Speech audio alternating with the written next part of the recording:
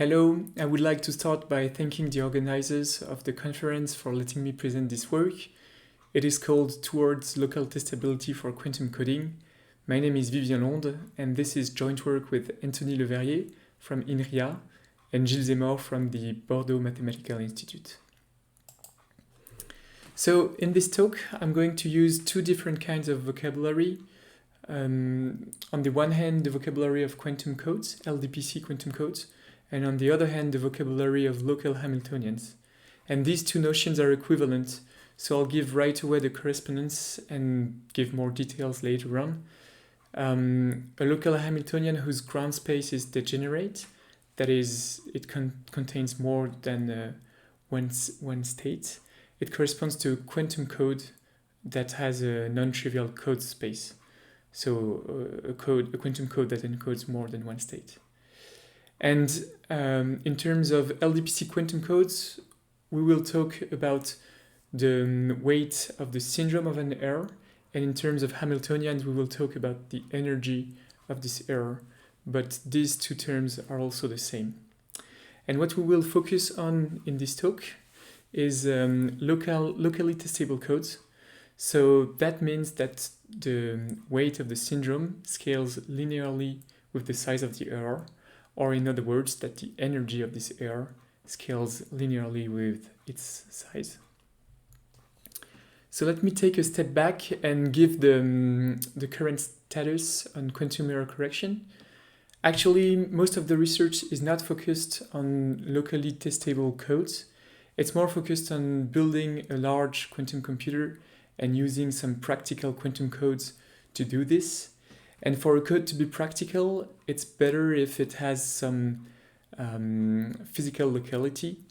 And so that's why most of the research is concerned with 2D and 3D Euclidean codes, because this way the physical qubits can be arranged locally with the same constraint as the definition of the code itself. And it makes building such a quantum code much easier for experimentalists. So with these constraints, the quantum codes that can be built are surface codes or 3D variants. And this is a very promising approach. It works quite well. It works very well because these codes have high thresholds and there are some efficient decoders that are known for these codes. And on top of this, it's possible to implement fault-tolerant schemes with such codes. Even though the overhead is quite large, it's not so bad. So all these good news may give the impression that the research on quantum error correction is more or less done. So why do we care actually about quantum locally testable codes and such other properties? Well, even before I introduce local testability, even in terms of n, k, and d, the standard parameters of a code and a quantum code, the 2D and 3D constraints are quite restrictive on the parameters that we can reach. So there are some upper bounds on what is doable in terms of the number of physical qubits n, the number of logical qubits k, or dimension of the code, and the distance, the minimum distance d of this code. The most restrictive of these upper bounds is the one given by Sergei Pravy, David Poulin, and Barbara Terrell in 2010. If we impose that the code is two-dimensional and Euclidean, then the product of k and the square root of the minimum distance cannot be larger than a constant times the length of the code, its number of physical qubits. So this bound is very restrictive, and it's actually reached by the toric code and all the surface code, the family of surface codes. If we allow some geometry that is a bit more exotic, like hyperbolic geometry, but we still restrict our attention on 2D codes, it's possible to do a little better. It's possible actually to win a logarithmic factor, and this is, but not more. And this is shown by the bound from Nicolas Delfos in 2014, which tells you that the product of k and d squared is not larger than log k squared times n, the number of qubits. But if we don't impose this two-dimensional restriction, we can do even better, and this was shown first by Guth and Lubotsky in 2014, that all the bounds above can be broken by such construction. So even in terms of nk and d, it makes sense to ask, what can we get, what improvements are possible when we keep the LDPC constraints, but allow for more exotic locality, more exotic geometry than 2D or than 2D Euclidean ones or 2D hyperbolic ones. So let me now take another step back and talk very briefly about classical codes. These codes are very well understood, and there are some construction, for instance, random constructions that give a dimension k and a minimum distance d that are both linear in the length of the classical error correcting code. And there are also some very efficient decoding algorithms that are known, such as belief propagation, for instance. But in contrast to classical codes, quantum LDPC codes are really poorly understood. So let me first define what I mean by quantum LDPC code. So a quantum code is defined by a set of generators, and the constraint on these generators is that they must commute 2 by 2 pairwise, and so that's the definition of a quantum code, and the code space associated with it is the vector space of vectors, the vector space of states that are fixed by all these generators, all these Pauli operators. And now the LDPC condition, LDPC meaning low density parity check, means that each of these generators must act like the identity on all qubits except a constant or logarithmic number of them. And that's the first constraint, and it corresponds to having a parity check matrix whose rows have constant or logarithmic weight. But there is another one corresponding to the fact that the columns of the parity check matrices have constant or logarithmic weight. And in words, it means that each qubit is acted on by a non-identity generator only a constant or logarithmic number of time. And with this definition, there is still a notion of locality given by LDPC, but it's way less restrictive than what we had before with 2D or 3D constructions. So the question is open: what kind of NK and D parameters can be reached? Is it possible to have efficient decoders for such codes? And what we're going to focus on in this talk particularly is which property of quantum code makes it easy to decode. And we will see that local testability is such a property. About the decoding for 2D and 3D topological codes, it's essentially solved, but meaning that there are some good decoders that are both efficient and also close to the performances of maximum likelihood decoders. But for general codes, it's much more open. There are some, well, it makes sense to try the belief propagation decoder, since it's a decoder that works well with classical codes. But in the quantum setting, it doesn't work so well because of the small cycles that quantum codes always have. And it's possible, it happens quite often that the belief propagation decoder gets stuck. And belief propagation doesn't work so well with general codes. For 4D codes and for quantum expander codes as well, there are some greedy decoders that works well, but it would be interesting to have a more general decoder and to understand why these decoders work well. And actually, for quantum expander codes, part of the answer is given by the soundness of codes. So I haven't defined soundness yet. It's actually a notion very close to local testability. So the soundness of a code, the soundness of an error to start with, is a constant such that the syndrome of this error is greater than this constant eta times the weight of the error. And the soundness of the code is the minimal soundness for all the errors, all possible errors.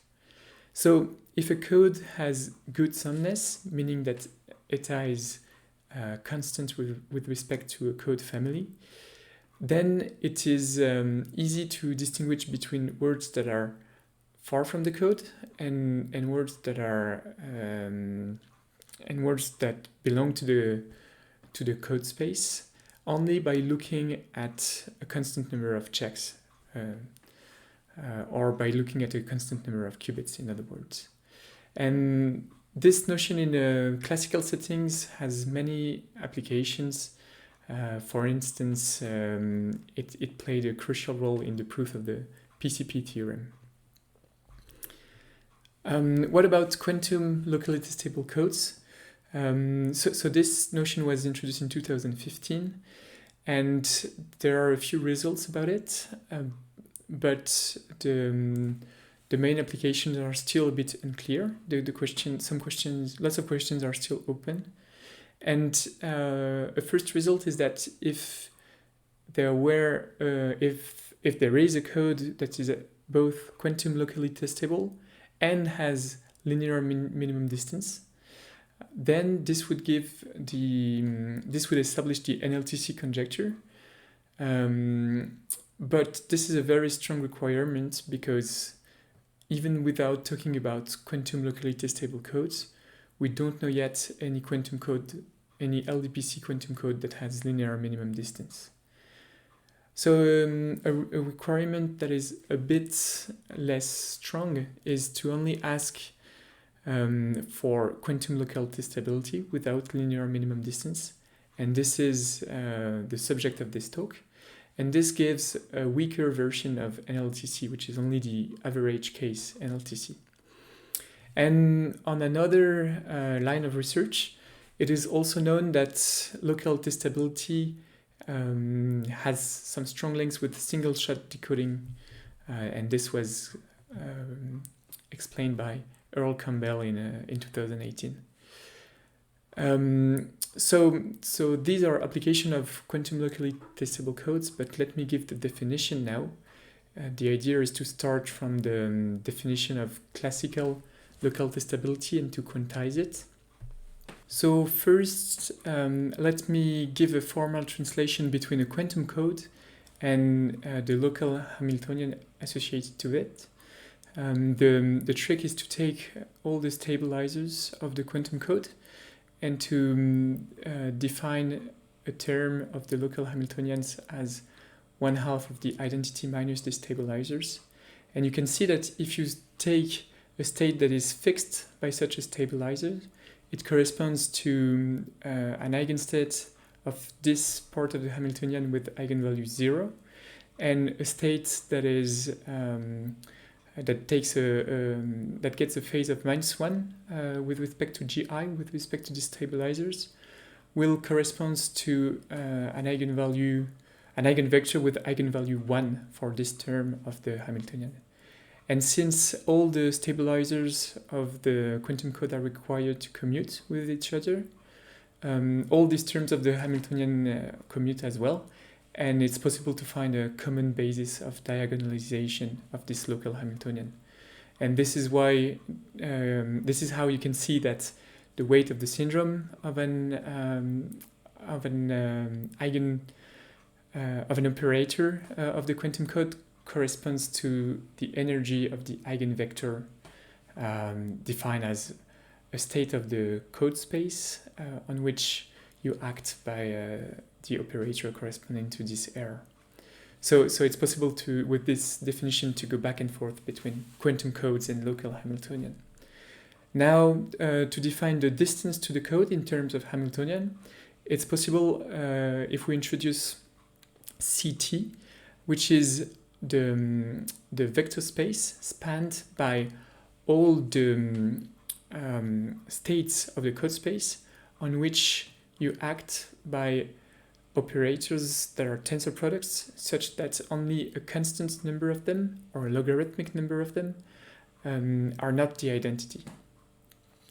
And if you define projectors on such spaces, CT, and take the difference between the projector on CT and the projector on CT-1, you actually get a projector on the states that are at distance exactly t from the code space.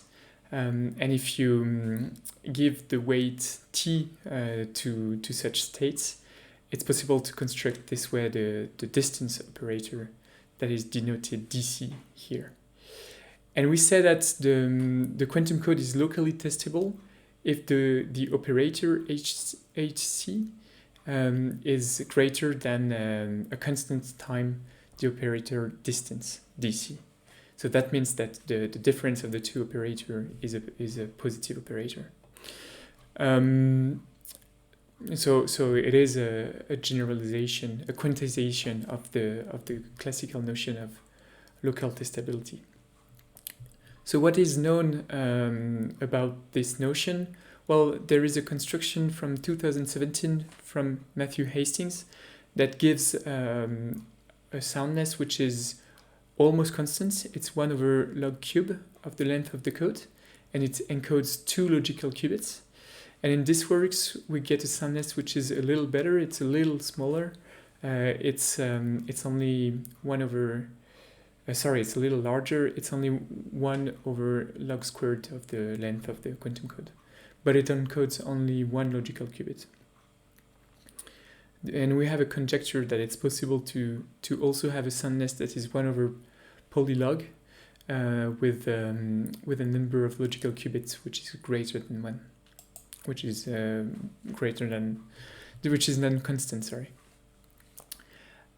So to understand what locally testable codes are, it's actually easier to picture some quantum codes that are not locally testable. And the most famous of them are not. For instance, all the 2D codes, like 2D toric codes. If you take a chain of errors that are all on edges of the toric code, that are all incident, that are pairwise incident to each other, you will get a syndrome of weight only 2. And it's possible to do this for errors of weight that are of order square root of n, square root of the length of the code, and this shows that such codes are not locally testable, because to be locally testable you would need to have a syndrome weight that is linear in the size of the error. And for d-dimensional codes, d-dimensional toric codes, the situation is a little better, but it's also not locally testable. To see this, you can think of a 4-dimensional toric code, for instance, where qubits are identified with 2 faces with plaquettes. And if you think of an error that is made of all the 2 faces in a big square, Well, the number of qubits will be L squared, where L is the length of a side of the square, and the perimeter of the square is going to be 4L. So you can see that the weight of the syndrome is actually square root of the weight of the error itself. So it's too small to be locally testable. And finally, if you consider quantum expander codes, as I said before, they have some, they satisfy the local testability inequality, but only for errors that are smaller, that have a weight smaller than square root of the length of the code. So for some errors that have weight of the order of the square root of the length of the code, you will have a constant energy, and that shows that quantum expander codes are not locally testable codes. So now I will give the construction of the hemicubic code, the one that gives this code local testability. And let me mention that this construction was previously called the projective code in a previous conference. So such codes give you the following NKD parameters. K is always equal to 1, but the minimum distance grows like the square root of the number of physical qubits. So this is similar to what you have for surface codes. But the big difference is that you do have a good soundness, namely 1 over log squared of the number of physical qubits. And we also have a generalization that encodes a polynomial number of logical qubits and still has a minimum distance which is polynomial in the number of physical qubits. But for this generalization, the local testability is only conjectured. So what's the idea behind the construction? It starts with a well-known fact about two-dimensional codes, namely a connection between the geometry of two-dimensional surfaces and the minimum distance of codes built from tessellations of such surfaces. The number of physical qubits will be proportional to the area of such a surface, and the minimum distance will be proportional to the shortest closed loop on such a surface. So with this intuition in mind, if we want to maximize the minimum distance at a fixed area, it's the same as minimizing the area at a fixed system, at a fixed minimum distance. So it makes sense to do this, to consider some surface with a positive curvature, because the disks in a surface with positive curvatures have an area which is smaller for a given radius of such a disk. So it's a good direction to look into.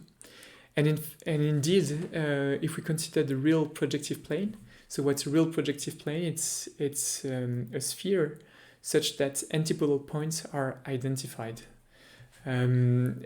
Well, such a 2D surface has a systole equal to pi if we consider a sphere with radius 1, but its area is only 2 pi. So it shows that the systole in this case is greater than the square root of the area, and this would be a hint that the minimum distance would be greater than square root of n. But it's not possible to construct an infinite family of quantum codes with this construction. So we'll need to do something else than only real projective plane. We'll consider real projective spaces in dimension more than 2. And this is similar to construction by Hastings in 2016, where he considered high dimensional manifolds. So instead of doing it in a geometric setting, we will directly go to a discrete setting and take cubes. This way we have an easy discretization of the geometry. And so a cube is topologically like a sphere if you take the outer surface of this cube. And to make it have the same topology as a projective plane, we will identify opposite antipodal edges, antipodal vertices, and antipodal two faces. And by doing so, we get a quantum code that has one minimum distance equal to 3. As you can see, the loop in red has length 6, but since opposite edges are identified, it actually has length 3. And the other minimum distance is 2, the one where you take co-boundaries of edges. And it's interesting to note that the product of these two minimum distances is equal to the number of physical qubits of this construction. And indeed, this generalizes to hypercubes of dimension more than 3. If you identify qubits with p faces for any p between 1 and n-1, you will it's possible to compute the minimum distances of such a code, and it will always hold that the number of physical qubits is the product of the two minimum distances. So it's not possible to break the square root of n barrier with such a construction, but it's possible to reach it, at least. In terms of local testability, well, we have to normalize, since the hemicubic code has weights, check weights that is logarithmic in the number of physical qubits, we have to take this into account and normalize the soundness, the constant of the local testability. We can prove that we will get a soundness which is 1 over log squared of the number of physical qubits. So since the constant of the soundness is the constant between a syndrome, that is a boundary, and the error corresponding to this syndrome, that is a filling of this boundary, what we are looking at for the hypercube is filling inequalities. And luckily, this is a subject that has already been looked at, notably by Dotterer in 2012, and he noted that it's possible to find filling inequalities of small, where the filling has a small weight compared to the size of the boundary, and it's actually an algorithmic proof, a constructive proof, where the filling is given by fixing a direction and sending this way all the syndrome to one side of the hypercube, and then iterating by choosing other directions of the hypercube. And by doing that, as you can see on the drawing on the right, it's possible to have a boundary or have a filling of size no more than constant times its syndrome, its boundary. So this is for the hypercube, which has no homology and therefore corresponds to a quantum code with only one state. The code space is only made of one state.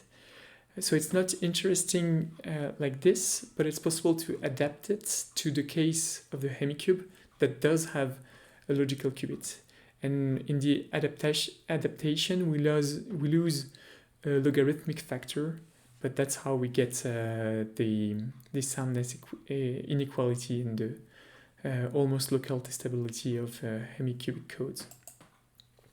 So to generalize this construction, we can observe that identifying antipodal edges, vertices, and faces is the same as taking the quotient by the repetition code. And so the generalization comes from taking the quotient by another classical code, not the repetition code, but any other classical code. And this works well.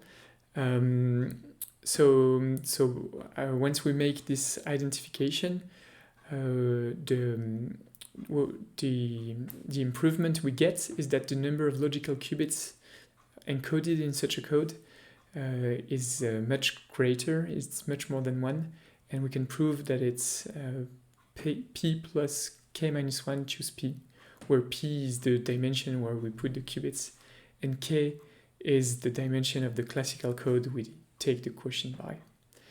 And it's surprising that the number of logical qubits doesn't depend on the details of the classical code, but only on its dimension and the dimension p where we put the physical qubits. So to summarize and to give some perspectives, we have given 2 constructions of quantum codes. The simple version is the hemicube. It's also the n-dimensional cube with the antipodal faces identified, and this gives a minimum distance which is square root of the number of physical qubits, and a code that is locally testable.